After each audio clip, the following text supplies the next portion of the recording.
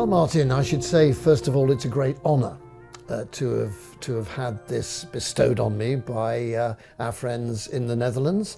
And when I was told about it, I couldn't believe it in a way. It's very unusual, let's face it, for any composer to have a festival just of your music, or in this case, a competition of just my work set for all 5 sections of the competition. So first of all, I should say it's a great honour.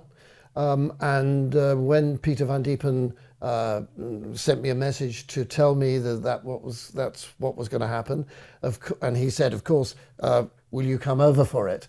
Well, of course, with such an honour, I couldn't do anything but accept the kind invitation. So I'm, of course, going to be in Utrecht for it, and looking forward to it very much. So this was a commission from the British Open, and the first performance took place in Birmingham, in Symphony Hall, Birmingham, in 2008.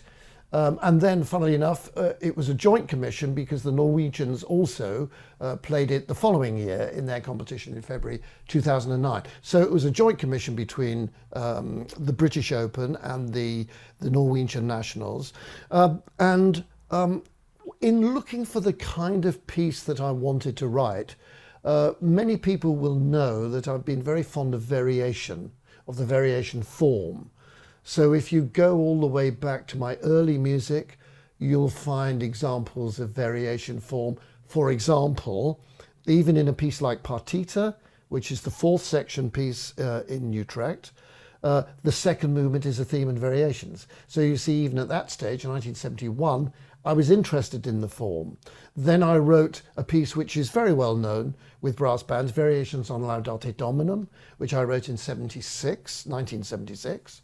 And again, that is a set of variations, followed the year after by Connotations, which, although the title is not variations as such, the title of Connotations obviously is a way of suggesting one way of looking at something, one or more ways than looking at something. In this case, a theme followed by variations. So, to cut a long story short, I decided to actually use variation form, and also in choosing a theme, it's quite difficult to do that, because if a theme is too contained in its own right, then it's difficult to actually to write a set of variations if it's complete in its own right. So actually this one, I decided to use a quasi-Baroque theme. So it's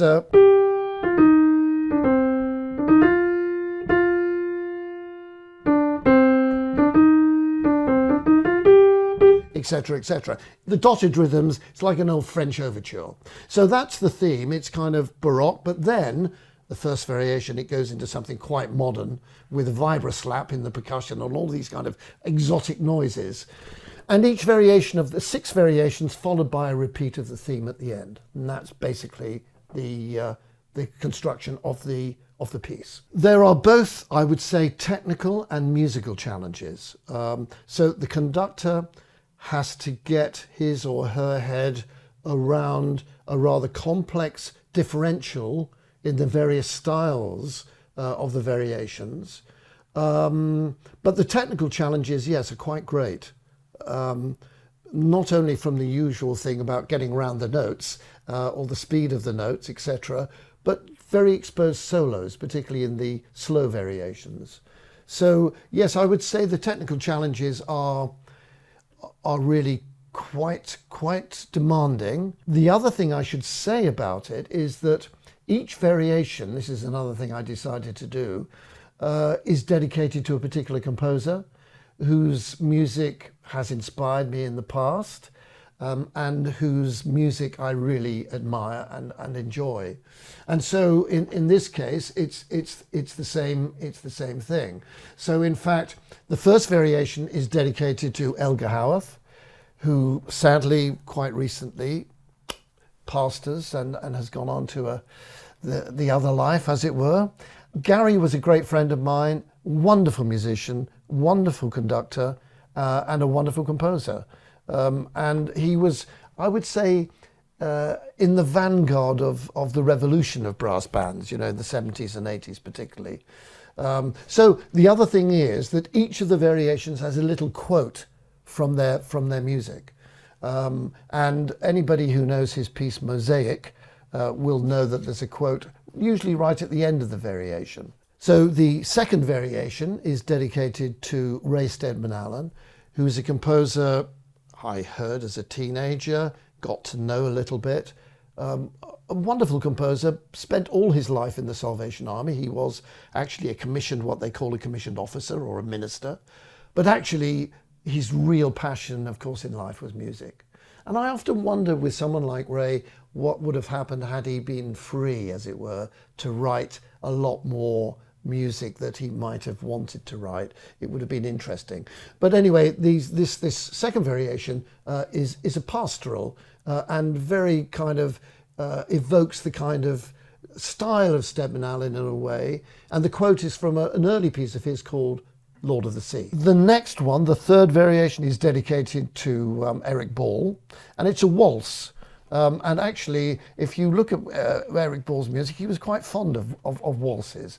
And I often think that that's quite interesting, that for someone who was quite a religious composer, the waltz, which in its time in Vienna was considered quite decadent, that he should be so entranced by the waltz as a kind of thematic idea. There's a quote then in the next one, which is dedicated to my great friend John McCabe, who again sadly is no longer with us, from his wonderful piece Cloudcatcher Fells, which is one of the great classics, I think we'd all agree, of the brass band literature. And I think that I always think of him as being someone who dabbled for a while in brass band composition because he wrote so much orchestral music. But I think he really did enjoy writing for the brass band. He didn't write that many pieces, but what we have of his, of course, are fantastic, I think. The next variation is called a lament, and it's dedicated to the memory of Wilfred Heaton, another composer who, when I was young, a teenager playing in a brass band, I greatly admired his music because it was so different to all the other music I'd kind of heard by any other of the composers. And then the Fugal Scherzo, which in a sense is the finale, is dedicated to Philip Wilby, another sort of revolutionary in the brass band world. When he first came into writing for brass band in the I think the 1990s. So bands are going to show perhaps a more austere, let's say a more orchestral style of playing, maybe in the Elgar Howarth and maybe the John McCabe. And when it comes to the Eric Ball, maybe in the Ray Steadman Allen, which is a pastoral really, I think that then the Ray Steadman Allen, the Eric Ball and the Heaton are what we would call genuine brass band kind of style of playing. So that's the piece. And as you say, it is challenging, both musically and technically. And I'm looking forward to seeing how the Dutch bands are going to cope with it.